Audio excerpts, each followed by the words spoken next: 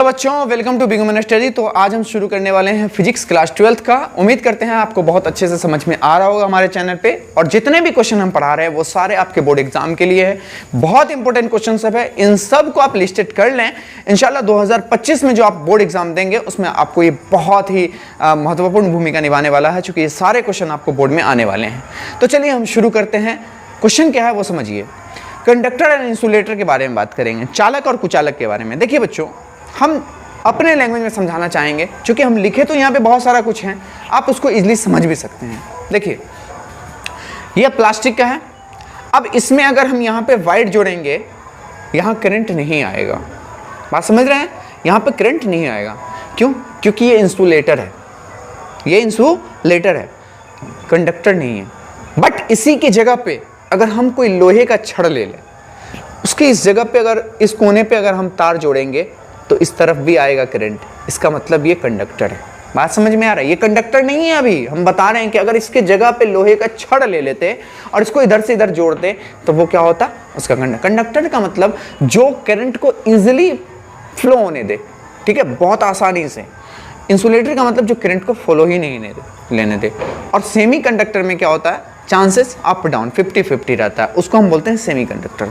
तो आप समझ गए होंगे कंडक्टर क्या होता है और इंसुलेटर क्या होता है।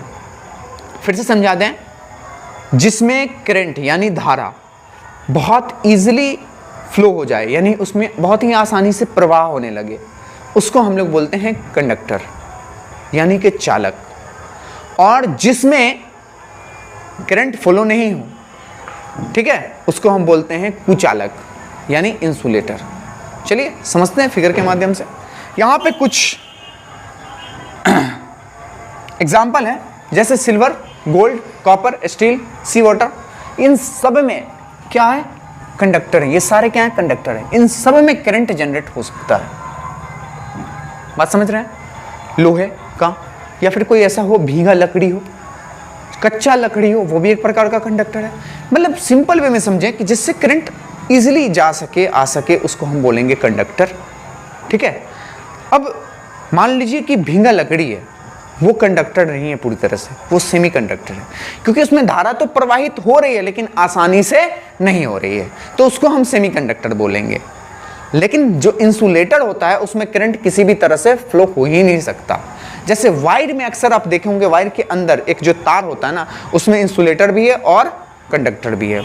उसके अंदर का जो कॉपर वायर देखते हैं वो आपका क्या है?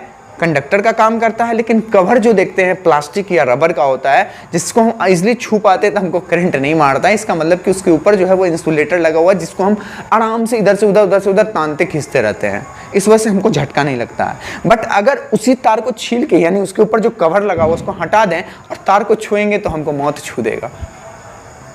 मतलब हमने कंडक्टर को छुआ है। तो अब आप समझ गए होंगे कि कंडक्टर क्या होता है और इंसुलेटर क्या होता है।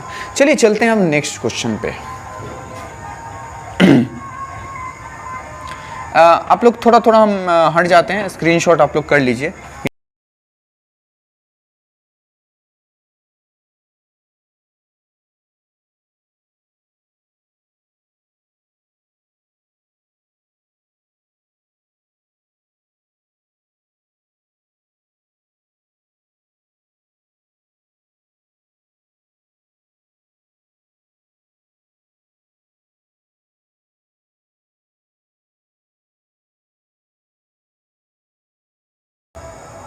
तो समय ज़्यादा बर्बाद करके कोई फ़ायदा होगा नहीं, इसलिए हम जो भी आपको दिखा रहे हैं जल्दी में समझाने का कोशिश कर रहे हैं।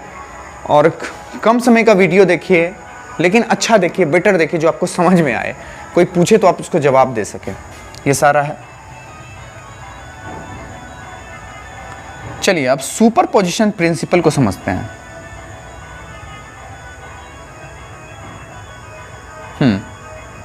देखिए सुपरपोजिशन प्रिंसिपल क्या है? अध्यारोपण का सिद्धांत।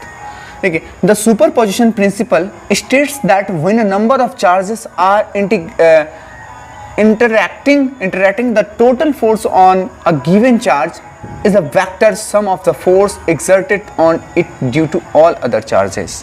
मतलब कोई एक चार्ज है, मान लो Q, ठीक है। अब ये क्या है? यहाँ पे Q1 है, इधर Q2 है, यहाँ Q3 है, भाई इन सब से इस पे फोर्स लग रहा है, इस सब पे फोर्स लग रहा है, उसको एक्सर्ट करना ही। इन सब का जो हम सम करेंगे F1, F2, F3, ये जो वेक्टर सम करेंगे ना, उसको ही हम लोग बोलते हैं सुपरपोजिशन प्रिंसिपल। बात समझ में आया? आप फिर से देखिए, यहाँ पे Q एक चार्ज है, Q1, Q2, Q3, Q4, Q5, Q6 अलग अलग चार्ज होंगे, है ना। नेट चार्ज, आपका नेट चार्ज ये है, तो उसके तरफ जो फोर्स लग रहा है, ठीक है, उसको ही हम लोग क्या बोलते हैं, वो सुपरपोजिशन प्रिंसिपल।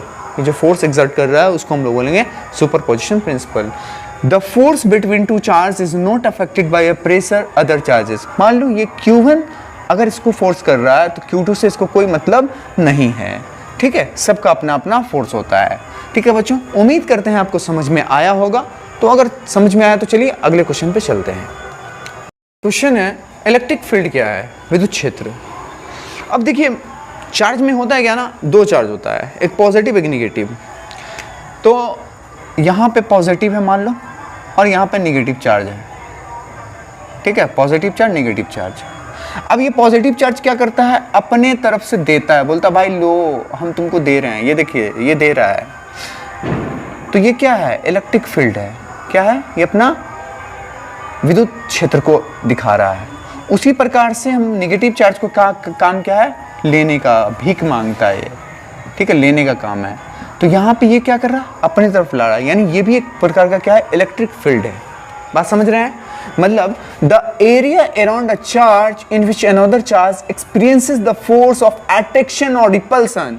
ये क्या कर रहा है, रिपेल कर, यानी कि अगर रिपेल करना होगा तो हम क्या करेंगे, इस जो चार्ज है पॉजिटिव चार्ज है, इसके जगह पे हम किसी पॉजिटिव चार्ज को लेके अगर आएंगे तो दोनों धक्का देगा, क्योंकि ये इधर फेंकेगा ये इधर फेंकेगा, चिपकेगा ही नहीं भाई। अब इसको हम इसको रिपेल, अगर इसको रिपेल करना चाहेंगे तो ये निगेटिव है, तो यहाँ भी एक निगेटिव चार्ज है, तो ये भी क्या होगा ना, एक दूसरे को रिपेल करेगा। यानी अगर सेम चार्जेस होंगे तो एक दूसरे को रिपेल करेंगे। अगर अपोजिट, अब यहाँ पे मान लो कि यहाँ पे निगेटिव चार्ज दे दें तो ये क्या करेगा, एक दूसरे को अट्रैक्ट करेगा, यानी खींचेगा, ठीक है। मतलब ये repulsion it is called electric field of that charge, यानी किसी आवेश के चारों ओर का वह क्षेत्र जिसमें कोई अन्य आवेश आकर्षण या प्रतिकर्षण बल का अनुभव करता है, वह उस क्षेत्र का आवेश का विद्युतीय क्षेत्र कहलाता है, ठीक है बच्चों। चलिए उठाते थोड़ा और देखते हैं।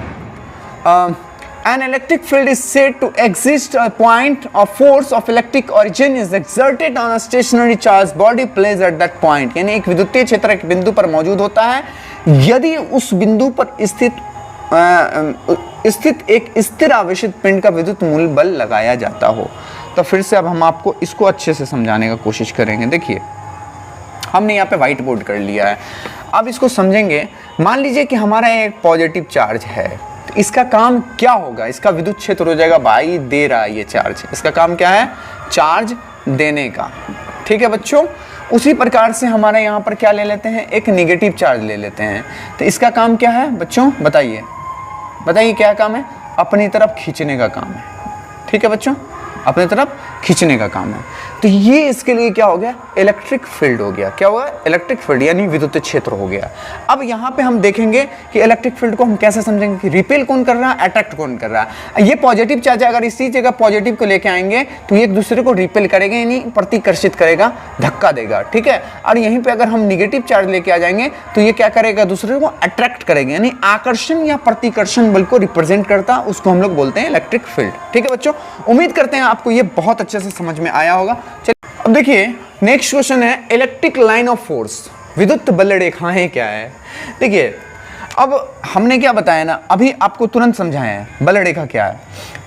पॉजिटिव चार्ज यहाँ पे हमने ले लिया और यहाँ पे नेगेटिव चार्ज ले लिया, इसका काम क्या है, ये इधर से इधर की तरफ आएगा। पॉजिटिव का काम है देने का, ठीक है, बात समझ रहे हैं। और वही चीज यानी ये जो करता है, ये क्या है, लेने का काम करता है। तो ये जो लाइन ड्रॉ हो रहा है ना, इसको ही हम लोग क्या बोलते हैं बच्चों, इलेक्ट्रिक फील्ड लाइन। क्या बोलते हैं, इलेक्ट्रिक फील्ड लाइन। बात समझ रहे हैं। यहीं पे अगर पॉजिटिव पॉजिटिव हो जाएगा तो दोनों धक्का देगा, वो भी इलेक्ट्रिक फील्ड लाइन है। निगेटिव निगेटिव होता तो भी धक्का देगा, वो भी इलेक्ट्रिक फील्ड ऑफ लाइन है, ठीक है। समझ में आ रहा होगा, उम्मीद करते हैं आपको बहुत बेहतर तरीके से समझ में आ रहा होगा कि इलेक्ट्रिक फील्ड लाइन क्या है, ठीक है। बस इतना ही था आज के लिए, तो उम्मीद करते हैं कि आपको समझ में आया होगा। और अगर अच्छा लगे तो please like, share and subscribe ज़रूर कीजिए। आपके सारे सिलेबस की तैयारी बहुत ही शॉर्ट वीडियो में 10 मिनट 8 मिनट के वीडियो में आपका 4-5 क्वेश्चन हम ज़रूर करवा दे रहे हैं। उससे आपका बहुत बेनिफिट होने वाला है। तो प्लीज़ आप हमारे चैनल पे हमेशा बने रहिए और अगर सब्सक्राइब नहीं किए तो प्लीज़ कर दीजिए। Thank you for watching my video. चलिए मिलते हैं नेक्स्ट वीडियो।